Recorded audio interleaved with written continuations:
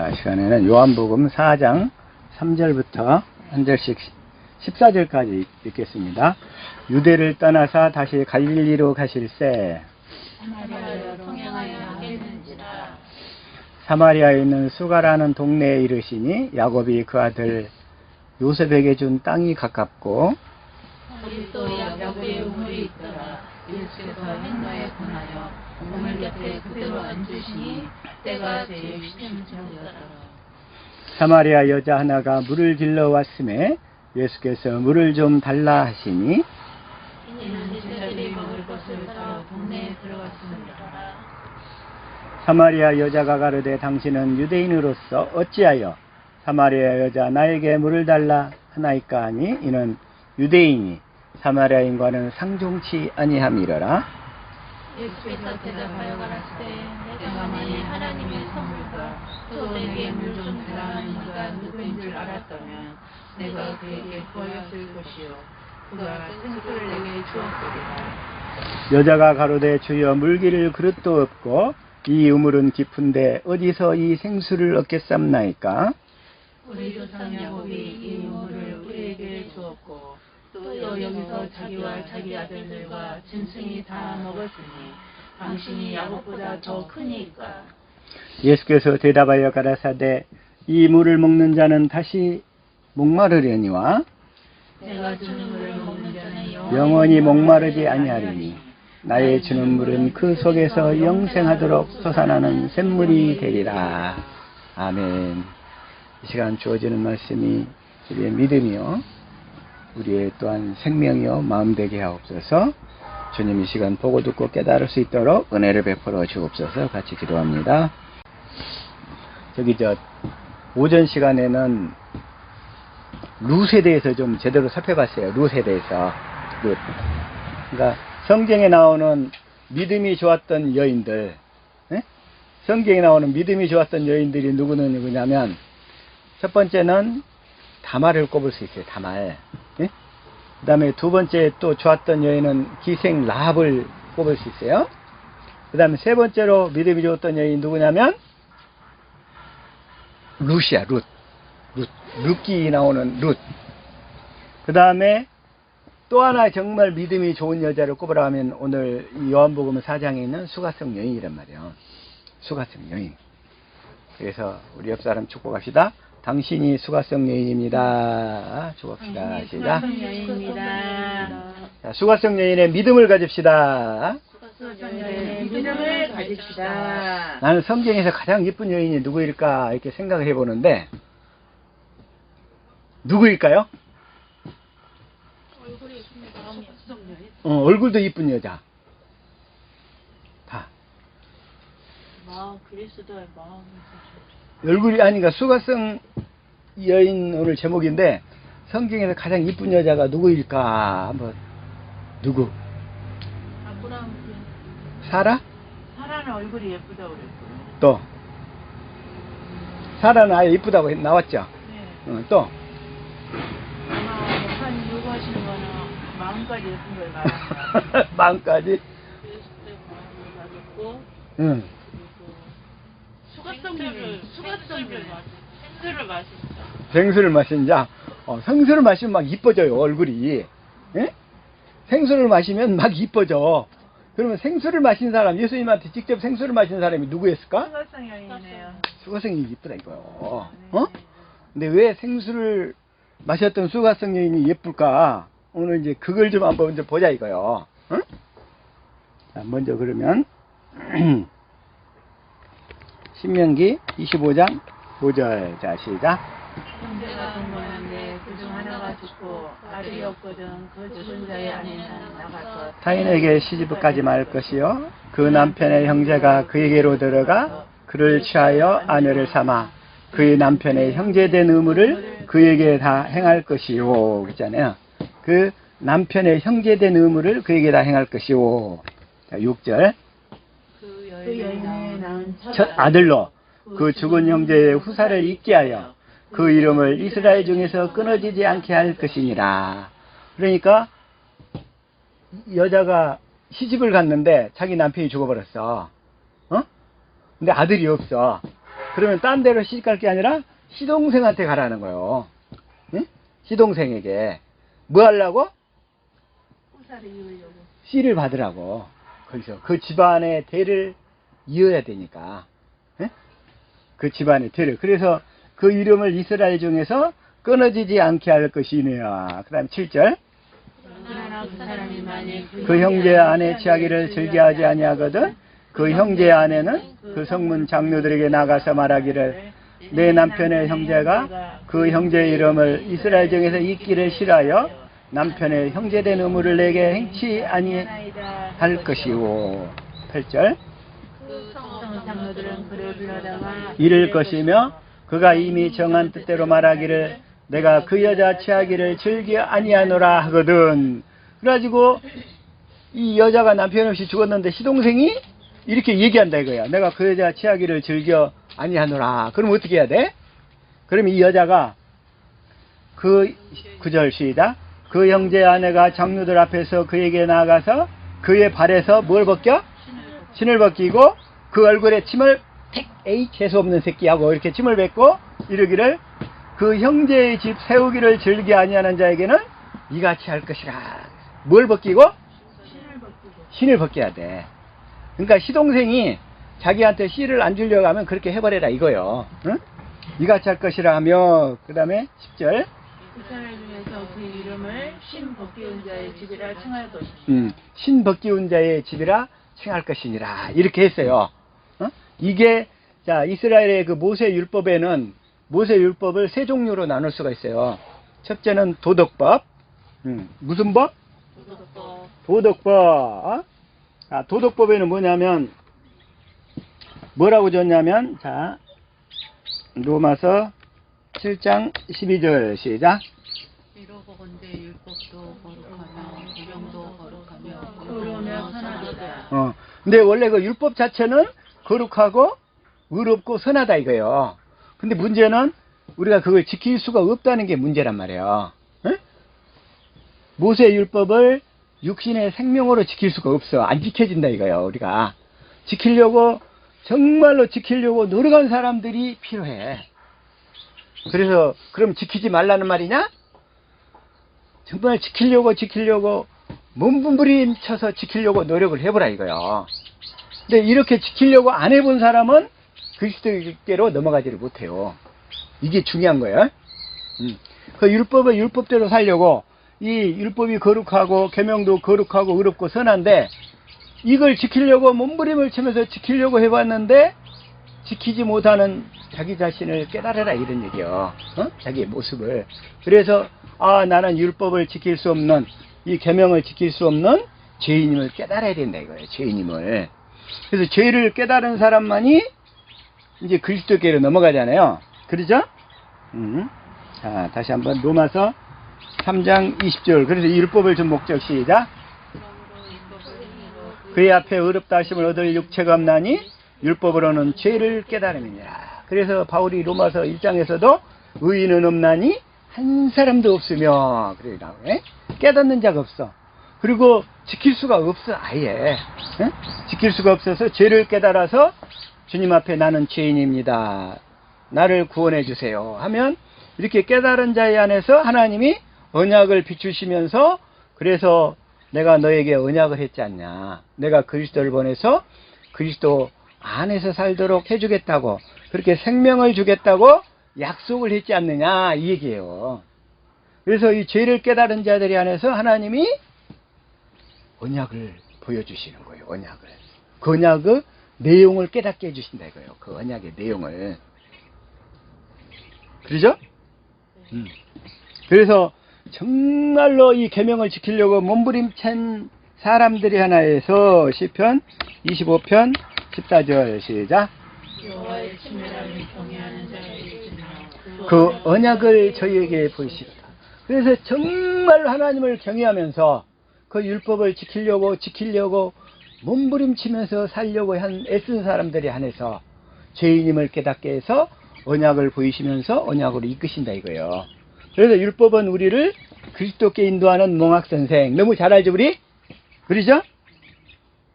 자, 다시 한번 갈라디아서 3장 24절 시작. 이같이 거기 우리를 그리스도에게 인도하는 모압 선생이 되어 우리로 하여금 믿음으로 말미암아 의롭다함을 얻게 하려 하느냐. 그런데 이 모세 율법을 지키려고 몸부림치지 않은 사람들, 그런 사람들은 죄인임을 깨닫지를 못해요. 첫 번째, 본인이 마음으로 영으로 깨닫지를 못해. 머리로는 깨달아, 지적인 동의는 돼. 그러나 진실로 마음에서 그리스도를 간절히 추구하는 갈망 안에 오지 않는 거예요. 이제 뭔 얘기인지 이해하겠죠? 그래서 여호와의 친밀함이 경외하는 자에게 있으며 언약을 저희에게 보이시리로다. 그 언약이 뭐냐면 하나님의 생명을 주겠다는 언약. 그렇죠?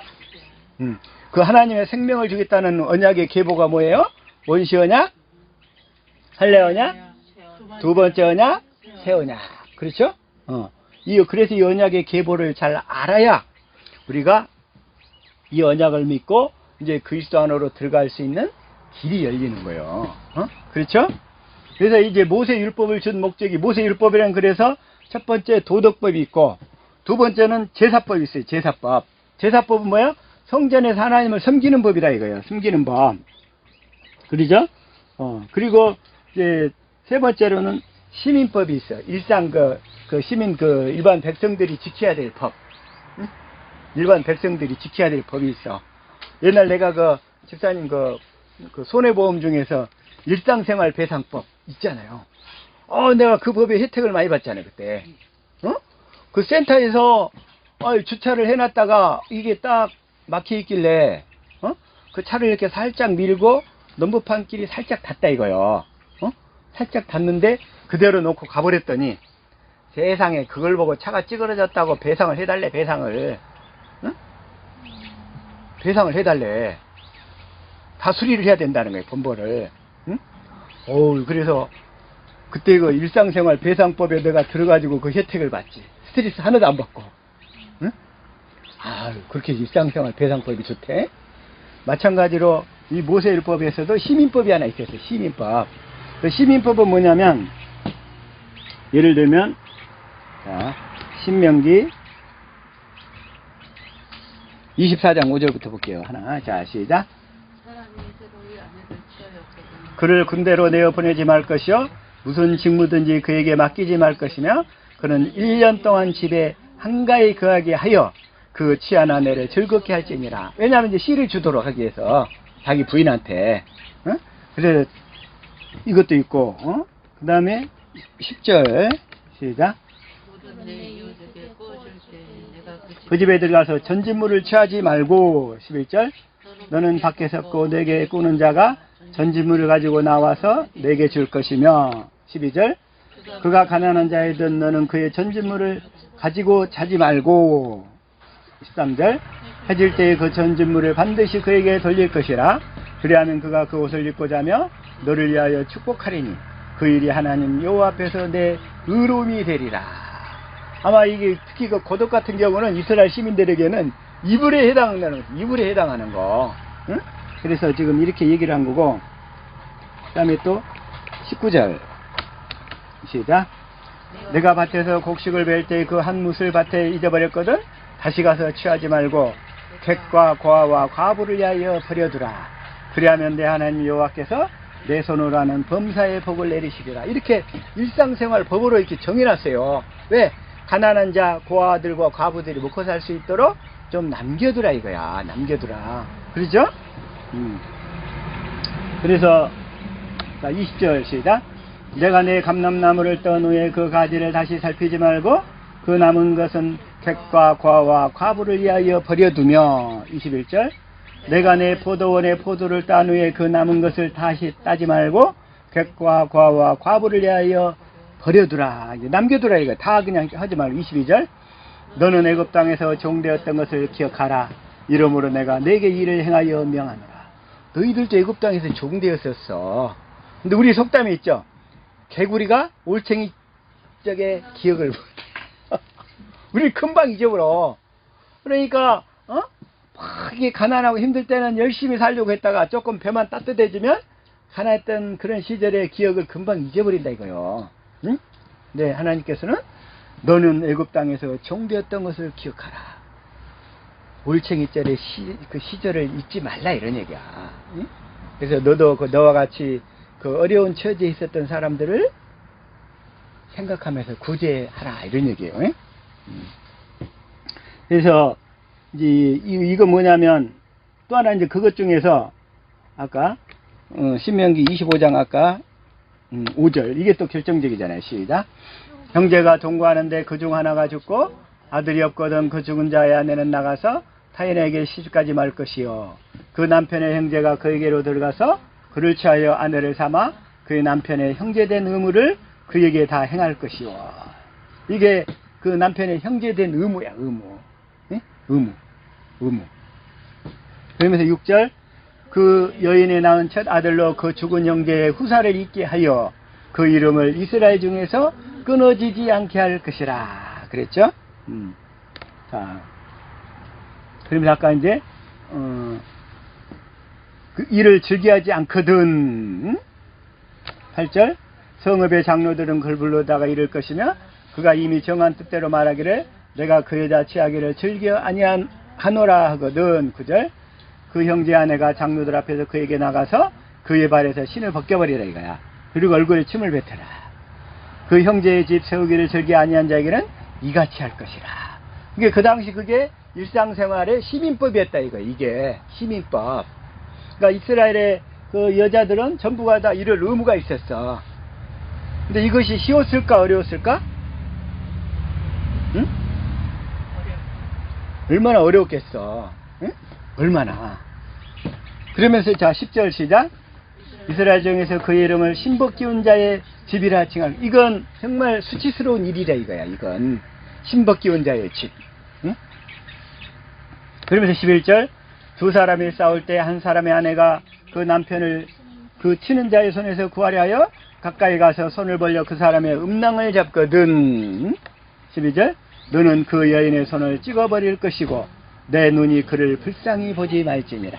그래서 이렇게 이게 이제 시민법이에요. 시민법. 그래서 모세율법은 세 가지 종류로 나누는데 첫째는 도덕법, 두 번째는 제사법, 세 번째는 시민법이야.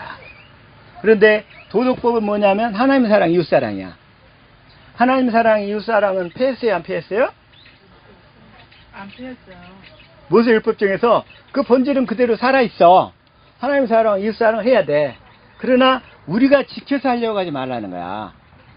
하나님의 생명을 주겠다는 약속을 믿어서 하나님의 생명을 받아가지고 그 생명으로 살면 그 약속이 지켜진다는 거야. 그래서 하나님의 생명을 주겠다는 그 언약을 믿음으로 이제 나와라 이런 얘기예요. 도덕법은 패했다 안 패했다? 피했다. 안 패했지. 도덕법은 그대로 살아있어. 지키는 방법만 달라진 거야. 응? 네가 지키려고 하지 말고 하나님이 그 생명을 주겠다는 약속을 두 번째 언약을 믿어서 생명을 받아서 그 생명으로 살면 하나님 사랑, 이웃 사랑이 저절로 되어진다 이런 얘기야. 그 율법의 요구가 그대로 이루어진다는 거야. 그것이 생명의 성령의 법, 진리의 법이라는 거야. 그게. 그래서 이 도덕법은 패했다 안 패했다? 안 패했다. 그렇죠? 그렇지만 두 번째 제사법은 이제 달라졌잖아요. 모세율법에서 그리스도율법으로 바뀌었잖아요. 네. 그렇죠? 이제 우리가 짐승의 피를 잡아갖고 제단으로 나가는 게 아니라 예수 그리스도의 피를 의지하고 나가는 거예요. 주님 앞에. 그 피는 뭐예요? 새 언약이라고 그랬죠? 네?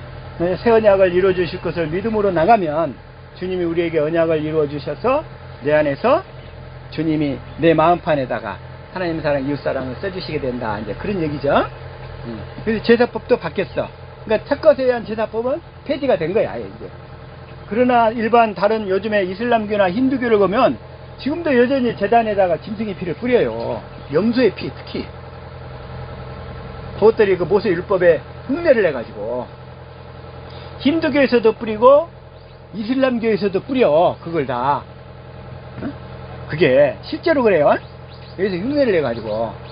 그래서 이 제사법은 패했다 이거예요. 그거 패했어. 그 다음에 이 시민법도 실제로 이제 패했어. 그건 예수님이 오심으로써 다 끝난 거예요. 이제 시민법도 아까.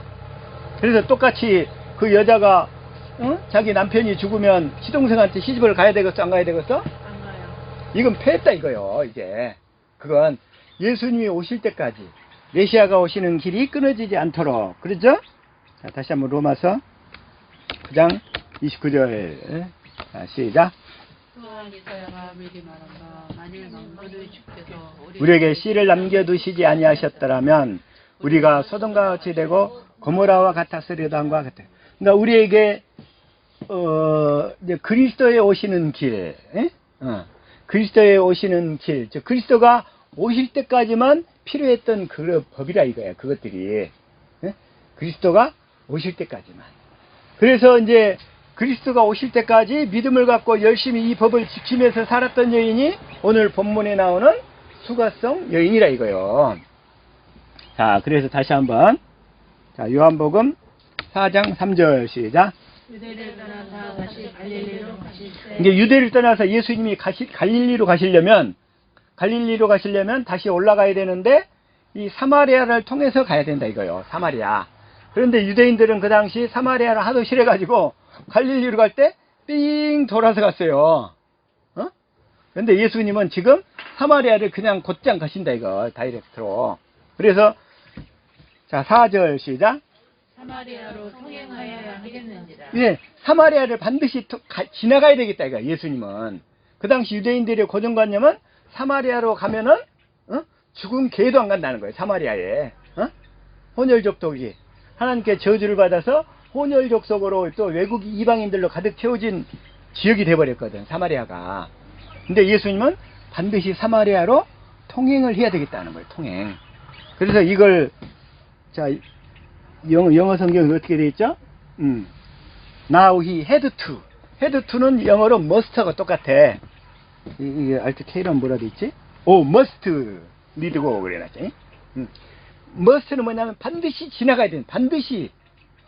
오늘 이렇게 세령이 데려왔으면 영어 좀 읽으러 갈 텐데, must need go. 반드시 지나가야 된다는 거야, 예수님이. 왜? 하실 일이 있었기 때문에. must야, must. 그러니까 예수님이 반드시 통행을 해야 될 이유가 있었다는 거예요, 사마리아로. 왜? 사마리아에 예수님을 기다리던 그 여인이 있었거든. 그 여인이 누구다? 수가성 여인이었다는 거예요. 뭐 하려고? 세상에 남편 5명 있었는데 5명이 다 죽어버렸어. 자, 그래서 시작. 사마리아에 있는 수가라는 동네에 이르시니 야곱이 그 아들 요셉에게 준 땅이 가깝고 6절 거기도 야곱의 우물이 있더라. 예수께서 행로에 권하여 우물 곁에 그대로 앉으시니 때가 제 6시쯤 되었더라. 그래서 야곱의 우물이 있어요. 야곱의 우물은 뭘 상징하냐면 모세의 율법을 상징해. 물을 마시는데 지금 오늘 여기 우물 파고 있잖아요. 우물 파는 사람들. 기독교 TV 보면 그 우물이 더러워가지고 그거 먹고 애들 막 질병 걸려가지고 그냥 세균에 오염돼가지고 막 죽어가는 사람들 광고를 해줘요. 그래가지고 그 우물 파는 길에 도움을 주자고. 물은 사람이 물이 중요하잖아요. 물이. 그러죠? 물이 정말 중요하단 말이야. 그래서 그 우물 파는 데 도와주라고 매달 10,000원, 20,000원씩 후원을 해달라는 거야. 그거 중요하죠, 그거? 얼마나 그 건강에 필요하겠어요. 자, 그 육신적으로 필요한 건 잘 알아. 그러나 영적인 우물이 깨끗해야 된다는 것을 모른단 말이야, 사람들이. 이 영적인 우물, 우리도 여기 지금 우물을 파고 있죠? 내가 여기 집사님한테, 집사님, 정말 우물 파는 거 정말 잘하고 계십니다. 그런데 이제는 영적인 우물도 더 깊이 파십시오. 그랬어. 그래서 깨끗한 우물을 마셔야죠. 깨끗한 우물. 예수님이 준 우물을 마셔야죠. 마귀가 주는 물을 마시면 되겠느냐 이거요. 그래서 우리 집사님한테 이제 영적인 우물. 자, 우리 다 옆 사람 축구합시다. 이제 우리 우물을 더욱 깊이 팝시다. 우리 우물을 깊이 팝시다. 아멘. 우물을 이제 깊이 파야 돼. 즉 예수님께 뿌리를 받고 예수님에게서 나오는 사랑의 생수를 많이 마셔야 된다 이런 얘기예요. 영적인 우물. 자, 그래서 예수님이 이제 야곱의 우물에서 주님이 주시는 생수를 주겠다는 거예요. 이제 그걸로 바뀌는 내용이에요. 이게 우물 곁에 그대로 앉으시니 때가 제 6시쯤 되었더라. 여기서 자 마태복음, 마가복음, 누가복음은 다 유대 시간 기준이에요. 시간이 어디 시간? 유대 시간. 그러나 요한복음은 제일 늦게 쓰여진 책이야. 그래가지고 헬라 시간이야. 헬라 시간. 헬라 시간은 오늘날 시간하고 똑같아. 근데 그대로 앉으시 때가 6시라 이거예요. 때가 6시. 응? 6시는 몇 시냐면 6시. 똑같아. 아침 6시. 그러니까 하루에 6시가 몇 번 있어요? 2번. 2번 있잖아요. 그런데 행로에 권하요. 그래서 하루 종일 걸었어. 예수님이. 그러고 나서 저녁 6시쯤 되니까 얼마나 피곤하셨겠어. 그래서 그대로 제 6시쯤 되었더라. 그런데 이걸 이 시간을 모르는 사람들이 수가성 여인이 예수님한테 낮에 왔다는 거야. 낮에 6시. 유대식 시간으로 봐가지고. 응? 그래서 이제 이건 헬라식 시간이라는 거야. 오늘날의 6시. 그래서 저녁 6시를 얘기하는 거예요. 그때는 저녁 6시는 다 그 당시 히브리 여인들이 저녁 물길이로 오던 때란 말이에요. 그러죠?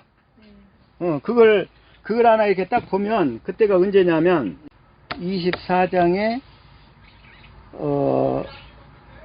10절부터 한번 볼게요. 자, 시작. 열표를 취하고 떠났는데 곧 그 주인의 모든 좋은 것을 가지고 떠나 메소포타미아로 가서 나홀의 성에 이르러 11절. 저녁 때라 여인들이 물을 길러 나올 때라 아이가. 그러니까 히브리 여인들은 또 저녁에 6시가 되면 다 물을 길리러 오던 때라 이거예요. 뭐 하려고? 저녁 밥 지으려고. 응? 그래서 지금 수가성 여인이 6시에 나온 것은 밥을 지으려고 물을 떠러 나온 거라 이거요. 어? 그래서 지금 보니까 그래서 자 다시 한번 요한복음 4장 6절 다시 한번. 자, 시작. 예수께서 행로에 권하여 우물 곁에 그대로 앉으시니 때가 제 6시쯤 되었더라. 그러니까 6시쯤 뭐냐면 물길이로는 정상적인 시간이라 이거요. 그러니까 히브리 여인들은 다 저녁에 물을 길리러 왔었어요, 그때. 그래서 이건 낮에 6시가 아니고 저녁 6시를 얘기하는 거예요. 낮에 12시로 이렇게 막 보는 사람들이 있는데 그런 사람들은 다 율법으로 사는 사람들. 율법으로.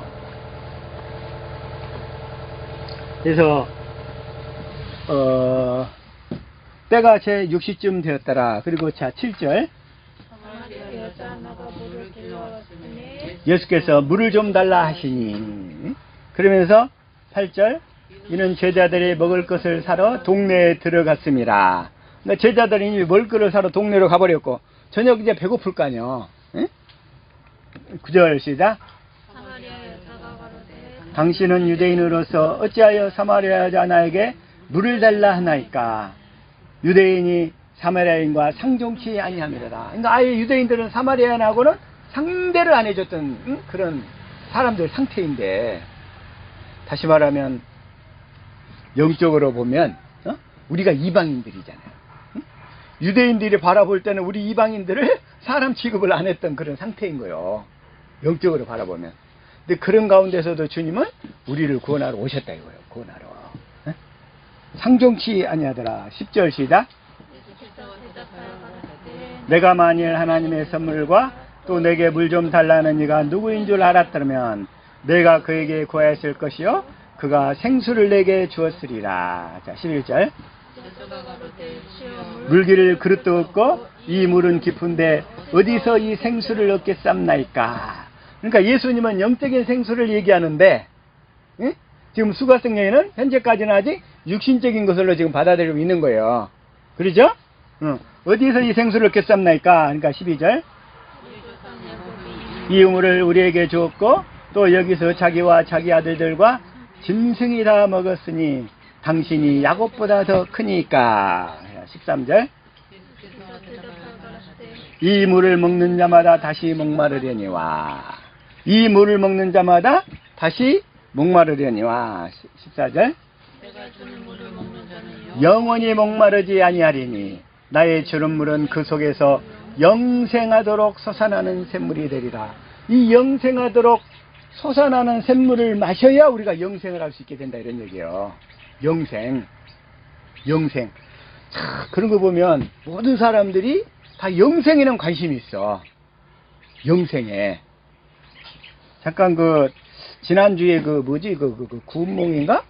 구운몽인가는 그거 소설, 김만정의 소설을 보니까 거기에서도 결국은 나중에 이 세상에서 부귀, 영화, 공명을 다 누리다가 나중에 다시 이것들이 다 덧없음을 깨닫고 결국은 부처님의 가르침을 받아서 영생하는 진리를 깨달음을 받아가지고 극락세계로 갔다는 거야. 그들은.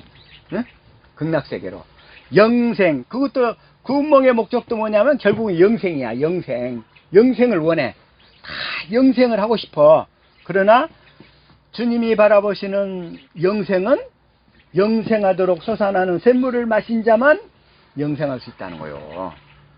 그래서 영생하도록 솟아나는 생수가 몇 가지가 있다고 그랬어요? 2가지. 조선이 역시 대단하구만. 어? 2가지가 있어요. 어? 그래서 우리는 다시 한번 출애굽기 17장 1절부터 한번 시작. 여호와의 명령대로 신광야에 있었다나 그 노정들 행하여 르비딤의 장막을 쳤으나 백성이 마실 물이 없는지라. 2절. 백성이 모세와 다투어 가로되 우리에게 물을 주어 마시게 하라. 모세가 그들에게 이르되 너희가 어찌하여 나와 다투느냐, 너희가 어찌하여 여호와를 시험하느냐. 3절. 그들이 모세를 대하여 원망하여 가로되 당신이 어찌하여 우리를 애굽에서 인도하여 내어서 우리와 우리 자녀와 우리 생축으로 목말라 죽게 하느냐. 4절. 모세가 여호와께 부르짖어 가로되 내가 이 백성에게 어떻게 하리이까. 그들이 얼마 아니면 내게 돌질하겠나이다. 내가 돌에 맞아 죽겠나이다. 모세가 지금 그러는 거요. 백성들이 반역을 일으켜가지고. 5절 시작. 백성 앞을 지나가서 이스라엘 장로들을 데리고 하수를 치던데 지팡이를 손에 잡고 가라. 그러니까 6절. 내가 거기서 호렙산 반석 위에 너를 대하여 서리니 너는 반석을 치라. 그곳에서 물이 나르니 백성이 마시리라. 모세가 이스라엘 장로들의 목전에서 그대로 행하니라. 반석을 치라는 거예요. 근데 이 반석은 누구라고 그랬죠? 반석을 치라고 그랬죠? 다시 한번. 그러면 반석이 누구라? 시작. 이는 저희를 따르는 신령한 반석으로부터 마셨음에 그 반석은 곧 그리스도시라. 반석을 치라. 그 얘기는 뭐냐면 십자가에 달려 죽으신 그리스도, 나의 죄를 대속하게 하여 십자가에 달려 죽으신 그리스도, 이 그리스도를 성령으로 말미암아 깨닫게 되면 그 사랑이 깨달아진다 이런 얘기요. 그 사랑의 생수를 마시니까 내가 사랑할 수 있게 된다는 거예요. 그 육신의 사랑이 아니고 아가페 사랑. 우리는 하나님을 사랑해야 되는데 이 생수를 마시기 전까지는 사랑이 안 된다는 거지. 그래서 사랑하도록 해주겠다는 그 약속을 믿고 우리가 진리를 따라 진리의 법으로 살 때에 그 사랑이, 주님의 사랑이 깨달아져서 우리가 그 사랑을 먹으니까, 그 사랑을 먹어야 그 사랑을 또 줄 수가 있죠. 날마다 이 사랑을 먹고 살 수 있기를 축복합니다. 하나님께서 첫 번째로 우리에게 이 생수를 주셔야 돼요. 생수. 그렇죠? 그 생수. 그 다음에 두 번째 생수가 있다고 그랬죠? 자, 민수기 20장 2절 시작. 모여서 모세와 아론을 공박하니라. 3절. 백성이 모세와 다투어 말하여 가로되 우리 형제들이 여호와 앞에서 죽을 때 우리도 죽었다면 좋을 뻔하였도다. 그러니까 너희가 어찌하여 여호와의 총회를 이 광야로 인도하여 올려서 우리와 우리 짐승으로 다 여기서 죽게 하느냐. 그러니까 너희가 어찌하여 우리를 애굽에서 나오게 하여 이 악한 곳으로 인도하였느냐. 이곳에는 파종할 것이 없고 무화과도 없고 포도도 없고 석류도 없고 마실 물도 없도다. 그러니까 6절. 모세와 아론이 종이 앞을 떠나 해망문에 이르러 엎드림에 여호와의 영광이 그들에게 나타나며, 만약에 주님의 영광이 안 나타났으면 모세와 아론은 거기서 돌에 맞아 죽었을 거예요 또. 근데 하나님은 하나님이 택한 자를 하나님이 책임지신다는 거예요. 끝까지. 이런 결정적인 순간에 하나님은 그때 꼭 나타나셔. 나는 그때마다 영화 옛날 그 뭐지 그 반지의 제왕인가? 어? 반지의 제왕인가 있었죠. 그 사람들이 얼음에 취할 때 갑자기 도와주러 오는 사람이 있어. 간달프. 간달프 역할. 하나님은 우리에게 그 간달프로 나타나시는 거야. 결정적인 순간에 나타나셔서 모세를 살리시는 거야. 이렇게. 만약에 하나님의 뒷받침이 없다면 이런 영적인 리더십은 작동이 안 되는 거야. 될 수가 없어요. 될 수가 없어. 어?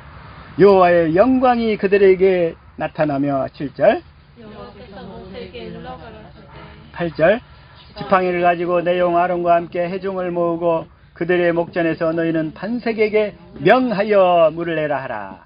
내가 그 반석으로 물을 내게 하여 회중과 그의 짐승에게 마시울지니라. 이번에는 반석을 칠하야 명하라야? 명하라. 근데 반석을 명하라고 했어요. 근데 모세가 이스라엘 백성들의 꼬라지를 보니까 성질이 이빨이 나버렸어. 모세가. 그래가지고 명하라고 했는데, 자, 사람이 성질 나불면 자기 제정신이 돼요, 안 돼요? 안 돼요. 정신이 그냥 헷가닥 해버린 거야. 자기 제정신. 자, 뭐라 하냐면, 자, 옆 사람 보고, 정신 차려! 한번 해봐요. 정신 차려! 한번 해봐. 응? 자, 정신 차립시다! 응. 정신 차립시다. 정신 차립시다가 이 영적인 의미로 무슨 얘기냐면, 주님이 주신 마음으로 삽시다. 이런 얘기야. 응? 정신 차리며 삽시다가, 주님이 주신 마음으로 삽시다. 그런데 마귀가 환경을 통해서 꼬라지를 나게 하면 정신이 헷가닥 한단 말이에요. 그래가지고 분명히 반석에게 명하여 그랬죠. 명하라고 했는데 헷가닥 해본 거야. 그냥 성질이 꼬라지가 나가지고 반석을 또 쳐버렸어. 자, 여러분들 헷가닥 한 적이 많죠? 이제 우리 여러분들이 이제 앞으로 헷가닥한 경우 없이 정신 차리며 살 줄로 믿습니다. 정신 차리면서. 자, 정신 차려. 그 얘기는 주님이 주신 마음으로 산다. 이 얘기예요. 주님이 주신 마음. 주님이 주신 마음으로 살 때 상대방을 살리는 삶을 살 수 있다. 이런 얘기예요. 그러죠? 내 육신의 마음으로 살아봐야 상대방을 살릴 수 있어요? 없어요? 없어요. 그래서 우리는 반드시 이제는 정신을 차리고 살 줄로 믿습니다. 그러면 상대방에게 내 마음을 주는 거요. 주님이 주신 마음을 주는 거요. 정신 차리고 살면 주님이 주신 마음을 주고 산다 이거예요. 주님이 주신 마음. 날마다 정신을 차리며 살 수 있기를 축복합니다. 그런데 모세도 그냥 헷갈려 가지고 시작. 모세가 그 명제로 여호와 앞에서 지팡이를 취하니라. 10절. 모세와 아론이 총회를 그 반석 앞에 모으고 모세가 그들에게 이르되 패역한 너희여 들으라. 우리가 너희를 위하여 이 반석에서 물을 내랴 하고 11절 시작. 그 손을 들어 그 지팡이로 반석을 두 번 치니 물이 많이 솟아나므로 회중과 그들의 짐승이 마시니라. 그래서 12절. 여호와께서 모세와 아론에게 이르시되 너희가 나를 믿지 아니하고 이스라엘 자손의 목전에 나의 거룩함을 나타내지 아니한 고로 너희는 이 총회를 내가 그들에게 준 땅으로 인도하여 드리지 못하리라 하시니라. 모세는 뭐라고 그랬어요? 온유함이 지면에서 승한 자라고 그랬어요. 온유함이. 자, 12장 3절 시작.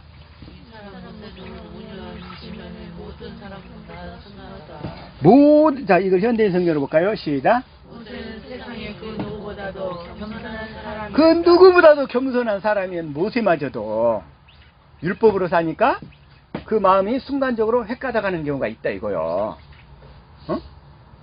그 누구보다도 아마 이 세상에서 모세보다 겸손한 사람이 없었을 거예요. 그런데 모세도 율법으로 사니까 순간적으로 헷가닥해 버리는 거예요. 이게. 응? 이 사건 때문에 민수기 27장 12절 볼까요? 자, 시작. 여호와께서 모세에게 이르시되 너는 이 아바림 산에 올라가서 내가 이스라엘 자손에게 준 땅을 바라보라. 그러면서 본인은 아론의 돌아온 것같이 너도 조상회로 돌아가리니. 14절. 이는 신방에서 회중이 분쟁할 때 너희가 내 명을 거역하고 그 물가에서 나의 거룩함을 그들의 목전에 나타내지 아니하였음이라. 이 물은 신광야 가데스의 무리바 물이니라. 이 사건을 위해서 모세는 가나안 땅에 못 들어간다는 거예요. 그리고서는 비스가산 꼭대기에서 저 멀리 이렇게 가나안 땅을 쳐다보면서 건너가게 하소서. 얼마나 건너가고 싶었겠어. 가나안 땅. 꿈에도 그리던 그 가나안 땅. 모세가 애굽에서 나온 것은 이스라엘 백성들을 가나안 땅으로 인도하려고 나온 거 아니에요. 근데 본인은 못 들어가. 근데 여기서 한 가지 중요한 것은 모세가 가나안 땅에 못 들어갔다 해서 말하자면 구원을 못 받았다 이 얘기는 아니에요. 모세는 약속을 믿었거든. 그래서 모세는 가나안 땅에 못 들어갔지만 모세는 구원을 받은 거예요. 그 사실을 증명하는 것이 마태복음 17장에서 주님이 나타나실 때 변화산에서 이 모세가 나타나는 거예요. 구원을 받았다는 증거로 나타나는 거예요. 시간이 없어서 거기까지는 못 보고 그 무리바 무리니라. 그리고 자 다시 한번 시편 106편 32절. 자 이걸 공동 번역할게요. 시작.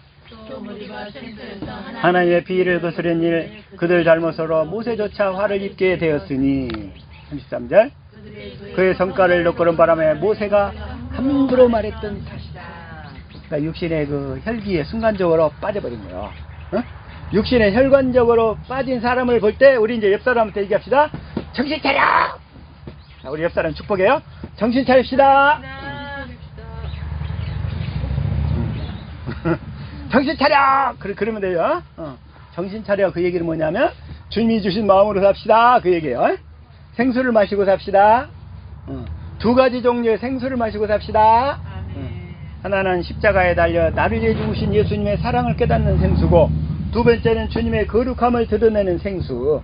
하나님의 우편에 앉으신 그 그리스도의 영광을 보고 그 영광을 나도 드러내며 나타내는 삶을 살아야 된다, 이런 얘기예요. 그래서 오늘 자 다시 한번 요한복음 저기로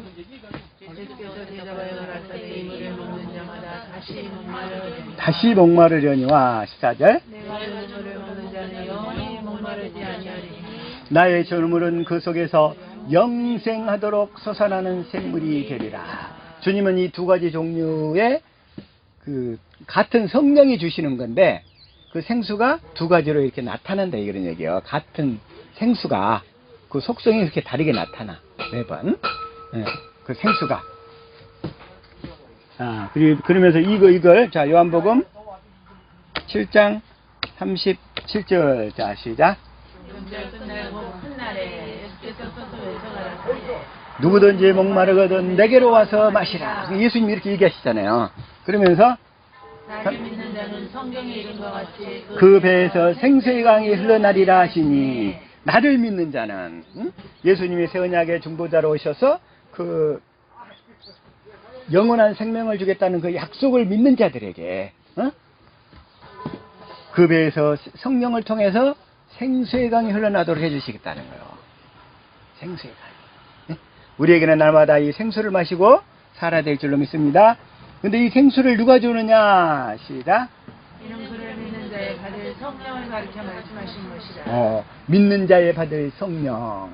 예수님이 그 언약의 중보자로 오셔서 언약의 그 이루어 주실 것을 믿는 자들에게 성령이 오셔서 실제로 그 생수를 마시게 하면서 우리에게 예수님의 사랑을 깨닫게 하고 예수님의 권세와 능력을 깨닫게 해서 우리도 예수님처럼 살 수 있도록 이끌어 가신다 이거요.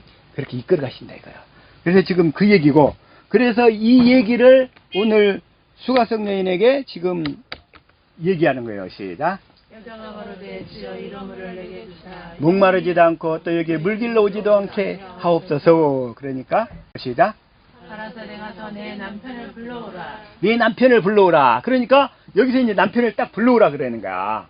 네 남편을 데려오라. 그러니까 여기서 시작. 여자가 대답하여 가로되 나는 남편이 없나이다.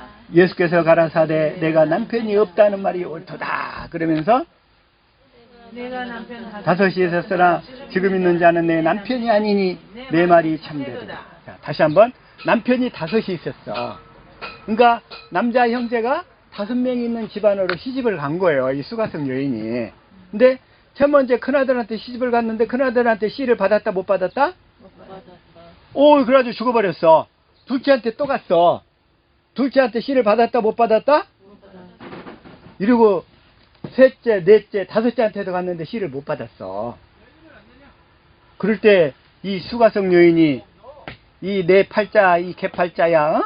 얼마나 신세한탄을 보통 여자들 같으면 했을 거예요. 나는 팔자가 사나워 갖고, 어? 내가 시집을 갈 때마다 남편이 다 죽어버린다고. 얼마나 그냥 자기 신세한탄을 했을 텐데. 근데 이 여자는 신세한탄을 했다는 기록이 아예 없어. 그리고는 오직 지금 있는 자도 내 남편이 아니니 내 말이 참. 그리고는 지금 현재 6번째 남자한테도 씨를 받았다 못 받았다? 못 받았다. 아직도 못 받았다는 거예요. 근데 그 상태에서 예수님을 만나는 거예요. 그 상태에서. 다시 말하면 예수님이 오시는 길이 끊어지지 않도록 끝까지 믿음으로만 살았던 여인이라는 거예요. 이게 수가성 여인. 자, 그런데 다시 말하면 내가 아까 소두에 물어봤어요.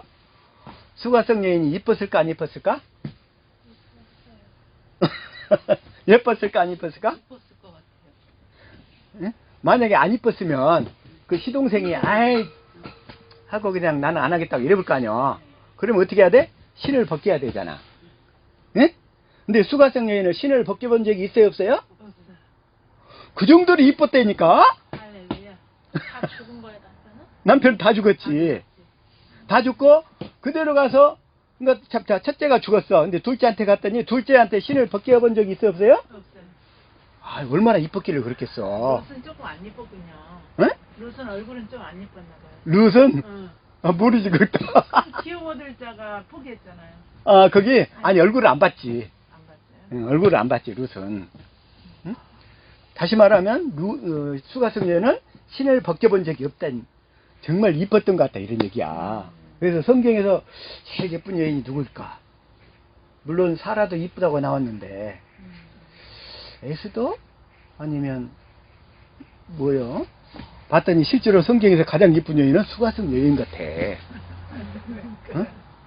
신을 벗겨본 적이 없어. 신을 벗겨본 적이 없어. 어? 내 남편이 아니 내 말이 참되도다. 자, 19절. 여자가 어르되 주여 내가 보니 선지자로소이다. 당신은 선지자소이다. 이 다 자기를 다 알고 있는 거야 예수님이. 어? 얘기도 안 했는데. 그래가지고 20절 시작. 우리 조상들이 이 산에서 예배하였는데 당신들의 말은 예배할 곳이 예루살렘에 있다 하더이다. 21절. 여자여 내 말을 믿으라. 이 산에서도 말고 예루살렘에서 말고 너희가 아버지께 예배할 때가 이르리라. 근데 예배는 어떻게 해야 되냐? 여기서 신령과 진정이란 말이 나오죠. 시작. 너희는 알지 못하는 것을 예배하고 우리는 아는 것을 예배하노니 이는 구원이 유대인에게서 나니라. 알지 못하는 것을 예배하는 사람들. 그 어떤 사람들이냐면 주님이 내 안에 계셔서 나와 함께 하시는 그리스도를 만나본 적이 없는 사람들을 얘기하는 거예요. 어? 내 안에 계신 그리스도를 만나본 적이 없으면서도 하나님을 섬긴다고 얘기하는 사람들. 그 사람들은 알지 못하는 것을 예배하는 거야. 그러나 우리는 날마다 주님이 주신 마음을 따라서 주님이 내 안에 계셔서 그 마음으로 예배를 드리기 때문에 우리는 아는 것을 예배하는 것이 되는 거예요. 아는 분을. 날마다 우리는 주님을 보고 예배를 드려야 될 줄로 믿습니다. 이게 예배야. 예배는 장소의 문제가 아니고 내가 가정에서든 직장에 있든 아니면 예배당에 왔든 어디서든지 간에 우리는 아는 분을 예배해야 될 줄로 믿습니다. 내 안에 계신 그리스도를 보고 만나서 주님의 마음, 주님이 주신 마음으로 예배를 드려야 된다 이 얘기예요. 그래서 이는 구원이 유대인에게서 남이니라. 그러죠? 23절 시작. 아버지께 성으로 예배하는 자들은 신령과 진정으로 예배할 때가 오나니 곧 이때라. 아버지께서는 이렇게 자기에게 예배하는 자들을 찾으시라. 신령과 진정이라는 있는데 이걸 개역성경에서는 영과 진리야. 즉 성령으로 진리의 가르침을 따라서 예배를 드려야 돼. 에? 영과 진리로 성령으로 진리의 법으로 예배를 드려야 된다 이런 얘기예요. 진리의 법으로 진리를 따라서. 그래서 우리가 이 성령을 받아서 성령의 가르침 가운데 성령의 가르침이 우리가 그리스도의 마음을 갖게 되잖아요. 응? 고린도전서 2장 9절 13절에 보면 그래가지고 16절 보면 성령이 우리에게 임하시면 또 성령의 가르침을 받게 되면 우리가 그리스도의 마음을 갖게 된다는 얘기예요. 그래서 그리스도의 마음으로 예배를 드려야 된다. 시작. 하나님은 영이시니 예배하는 자가 영과 진리로 예배할지니라. 영과 진리로 예배할지니라. 그랬더니 수가성 여인이 가서 그냥 동네에 가서 전도하니까 모든 사람들이 다 몰려드는 거야. 어? 얼마나 믿음으로 살았길래. 그래서 25절 시작. 여자가 이르되 메시아로 그리스도라 하시는 이가 오실 줄을 내가 아노니 그가 오시면 모든 것을 우리에게 알려주시리다. 그랬죠? 26절. 주께서 이르시되 내게 말하는 내가 그라, 내가 그리스도다, 이런 얘기야. 내가 그리스도 메시아다. 네가 기다리던 메시아다. 네가 기다리던 그리스도다. 그러니까 이 여자가 27절. 이때 제자들이 돌아오되 여기 넘어가고 28절. 여자가 물동이를 버려두고 동네로 들어가서 사람들에게 이르되 29절. 이는 그리스도가 아니냐. 이렇게 전도하니까 복음이 온 동네에 다 퍼들어가서 사람들이 우르르 몰려온다는 거예요. 끝내라고 그러네. 끝내라고. 끝내라고.